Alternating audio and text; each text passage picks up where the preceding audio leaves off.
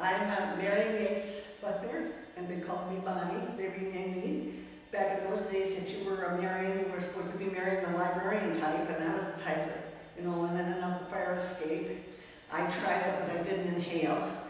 And I was the class of 41, and I was a phys ed major, and we had a very small class, and our class was the first one to receive a Bachelor of Science degree at Cortland. Why did you choose to attend Cortland for your undergrad, and what year did you start? I started in 1937, and I was interviewed by Bessie L. Park and Candy Jahari. And I loved athletics and dancing and stunts and tumbling.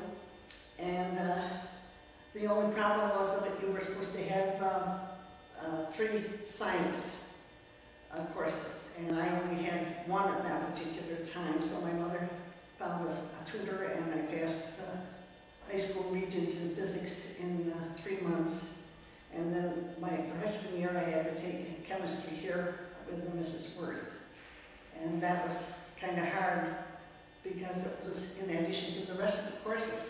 But I was in the AD house, and Mrs. Worth lived nearby. She had a son that loved to play baseball, so I went out and played baseball, 1 old cap, 2 old cap. Of course, I was very young. I was just barely 17, and I came in without any kindergarten training, so that made me even younger. And a very small class of 22 from Florenville, New York, and one of those was my brother, so I had never fallen in love, didn't have a boyfriend, childhood depression, and very homesick freshman.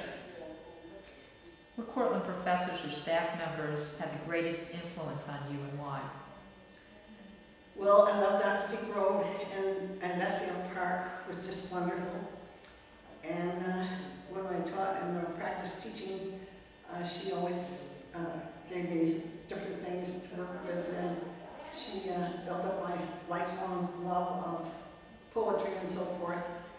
And she gave me this little verse that started me off. I always used verses and so forth after that, but it was, "Who has seen the wind? Neither you nor I.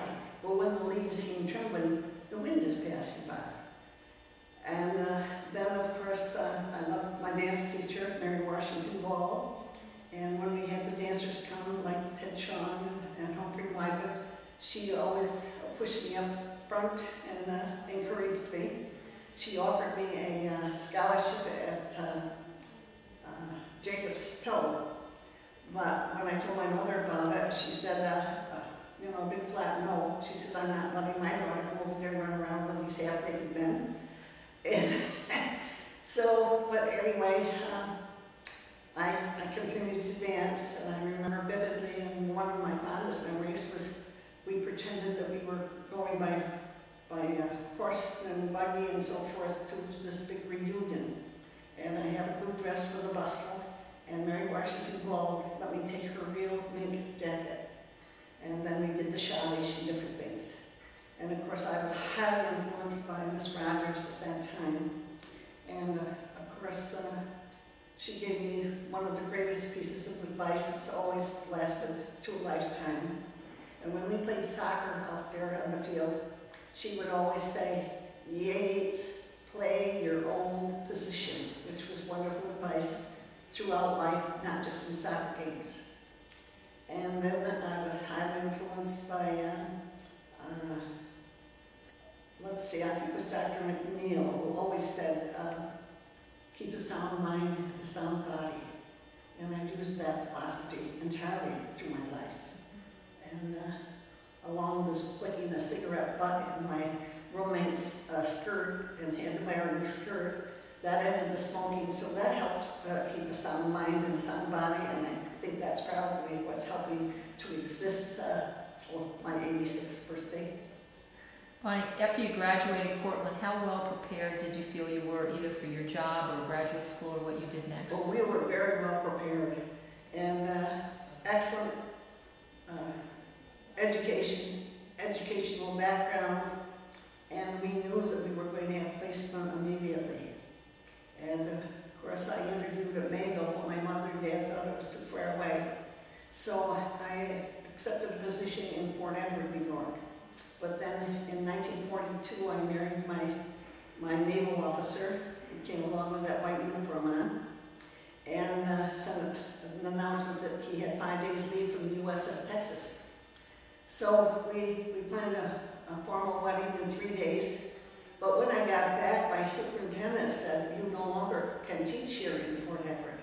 There is a rule against married women teachers, and so I was fired the first time. Of course, I got a better position in a few weeks and $900 raise in Amsterdam, New York. So, what other lifelong lessons did you learn from your experience here at Cortland? Well, I was very young, very immature, and I was highly influenced by my classmates. They nurtured me, and they loved me. They helped me grow up. I found my first love. I never had a boyfriend, never had a junior prom, senior prom. And the friendships lasted all year, my entire life, until I lost them one by one. And it's been very sad. But to be happy, to be physically active, it's just wonderful. And it's a sad thing that right now we're having a crisis in America with overweight and diabetes. And I think it's because back in those days, if they were going to cut the budget, the first place they cut was the phys ed department. And now they're all suffering because of it. And I hope that America doesn't make that same mistake again. And then we have this entire group, I call them kind of 90-day wonders.